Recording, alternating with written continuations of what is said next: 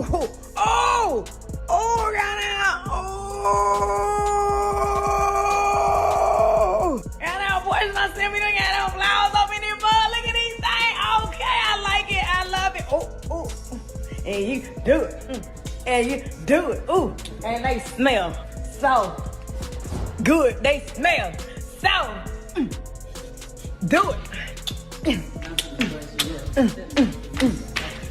You gotta, and when you get up, Pete, you get some flowers from your best friend. You get up, Pete, you get the flowers, and you then go in. Ooh! Hey everyone!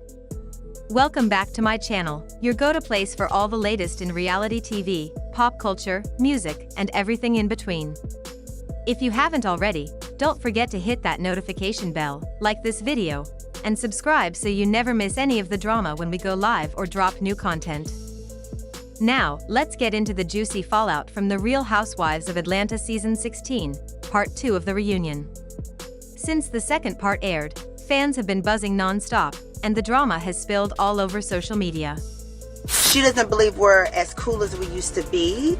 And yes, that's true. I mean, you know, it's when you come on the show and you have certain expectations, and then things seem to turn. One cast member in particular, Shamea Morton, has been visibly upset online, and it hasn't gone unnoticed. At the heart of the drama is a whole mess involving Sidora, Shamea, and even luxury brand Judith Lieber. To give you a quick background, during the reunion, Shamea accused Drew of carrying a fake Judith Lieber handbag. Shamea kept bringing it up, saying Drew wasn't being honest. She even doubled down online after the reunion, tagging Drew and calling her out for having fake receipts. But here's the twist: Judith Lieber themselves stepped in to shut the rumors down. They confirmed that Drew's handbag was, in fact, real. I told y'all so. I was right. This whole issue between Porsha and Shamea is just a storyline. Okay, maybe. Anyway, today is Shamea's birthday, and Porsha decided to take to her Instagram to wish her happy birthday. Yes, Porsha, I still saw it despite being blocked. So Porsha posted this photo of the two that have been friends for a very long time on her social media, wishing her bestie happy birthday, Shamea Morton. I hope you get everything your heart's desire. You deserve it. So Shamea responds. Shamea puts the, almost crying face emoji saying, this made my day. Thank you, Porsha. I appreciate that heart emoji.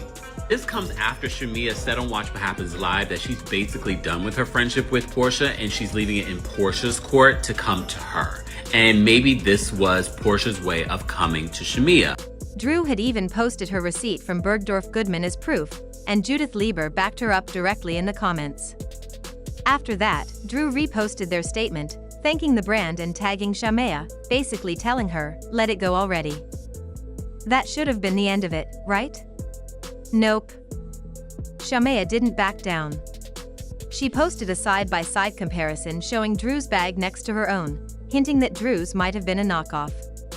She even wrote a snarky caption suggesting Drew's proof was fake.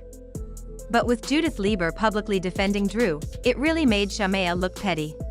You were very emotional during the commercial break just now. Yes, absolutely. I mean, this is, what I thought was my real friend for years. It's like a relationship. It's not something that you can just get over overnight. Yes. And I know people are like, oh my gosh, Shamea, wake up. Oh my God, but y'all don't understand. Y'all haven't been in this friendship. Porsha's somebody that I felt like was my sister. So Well, I think she still is your sister. And I think you guys are going to get past this. Okay? Yes. Oh my God, I cried too much. You're okay. Honestly, it might have been better if she just took the loss and moved on. What's interesting is that Drew didn't respond in a harsh or mean way. Despite everything, she stayed calm and even said something along the lines of, let's move forward. That kind of maturity is rare in reality TV. It says a lot about her character, especially since Shamea had been coming after her since the very first episode this season. A lot of viewers, including myself, found Shamea's behavior confusing.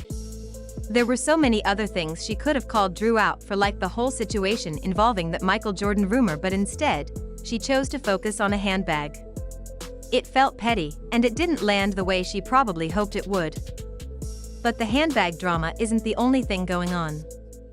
Porsha Williams, Shamea's former best friend, also jumped into the mix and things got even messier from there. After the Bravo version of the reunion aired, fans noticed that a key moment was missing. Porsha had shown video footage during the reunion of her sending flowers to Shamea, congratulating her for officially joining the cast and getting her peach. But that part didn't make it into the Bravo broadcast. It did, however, show up in the longer, uncensored version on Peacock. Porsha posted that clip on social media, saying something like, "If you only saw the Bravo cut, you missed the receipts." She pointed out that she was genuinely supportive of Shamea joining the show. She even said she called her, sent flowers, and posted about it online. But according to Shamea, that support wasn't real.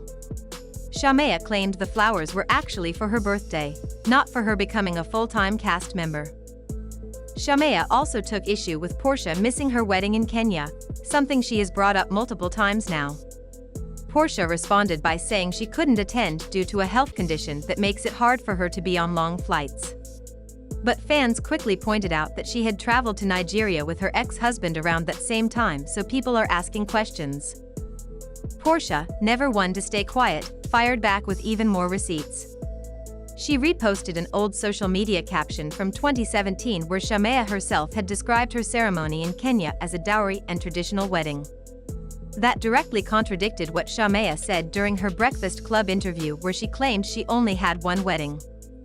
So now the whole situation has turned into a who's telling the truth showdown. Porsha looks like she came prepared, with plenty of screenshots, video footage, and old captions to back up her side of the story. On the other hand, Shamea just seems flustered and defensive. She even wrote a long message on social media accusing Porsha of never truly supporting her and saying their friendship was fake all along. It's wild to see how quickly this friendship has crumbled. For years, Shamea was seen as one of Porsha's closest allies.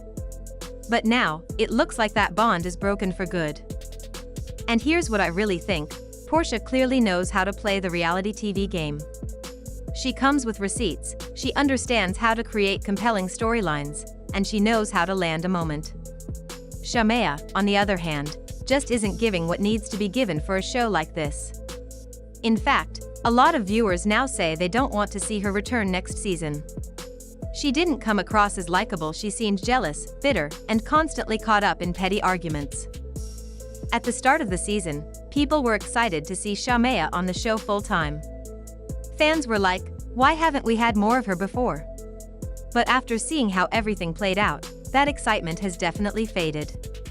She didn't stand out in a good way, and she didn't add much to the dynamic beyond causing unnecessary drama. To be honest, if she had just ignored the handbag situation and let the wedding drama go, she might have saved her image. But now, it feels like she's ruined her own chances for another season. So here's what I want to know from all of you. What do you think about all these receipts being dropped after the reunion? Do you believe Porsha was being genuine, or do you think Shamea has a point? And do you still want Shamea back for season 17? And that pretty much brings us up to speed with all the chaos happening after part 2 of the Real Housewives of Atlanta reunion. Phew. It's a lot, right? Between the fake bag accusations, the back-and-forth wedding drama, and the breakdown of longtime friendships, it honestly feels like the reunion never ended, it just moved to Instagram. Here's the thing, this isn't just about a purse or who went to whose wedding. It's about deeper stuff: trust, loyalty, image, and how people behave when the cameras stop rolling. Shamea and Porsha had what seemed like a solid friendship for years. So seeing that unravel, especially in such a public and messy way, is honestly sad to watch. There's something extra painful about watching a friendship fall apart on a reality show, because it's not just the two people going through it, it becomes entertainment for millions. And let's be real, some of this stuff didn't even need to go this far. It didn't have to be this messy. Now, as we wait for part 3 of the reunion, I want you to think about this: who do you believe? Are you Team Shamea or Team Porsha? Do you think Drew is being unfairly targeted, or is she playing the victim while being shady behind the scenes? Should Shamea return next season, or has her storyline run its course? Also, let's talk about the role these receipts play in modern reality TV. It's not just what happens on the show anymore, it's about what gets posted after. Social media has basically become an extension of the reunion at this point. And with Bravo airing one version and Peacock showing the uncut tea, it's clear that fans now have to watch both versions to fully understand the drama. Kinda wild, right? Personally, I think the network knows exactly what they're doing. They're giving us just enough on TV to stay tuned in, and then pushing the rest of the story online to keep us talking all week long. It's smart. Messy, but smart. So here's what I want from you, my amazing viewers. Go ahead and leave a comment below. Tell me who you're siding with. Let's have a respectful but juicy conversation in the comments. Do you think Shamea came off as jealous, or was she just standing up for what she thought was the truth? Did Porsha handle things with class, or was she being sneaky behind the scenes? And finally, if you enjoyed this video and want more deep dives like this, don't forget to hit that like button, subscribe, and turn on your notifications so you never miss a thing. I'll be covering part 3 of the reunion as soon as it drops, and trust me, you won't want to miss it. Thanks again for hanging out with me today. I appreciate every single one of you watching, commenting, and keeping this community strong. Until next time, stay messy but classy, and I'll see you in the next one. Bye.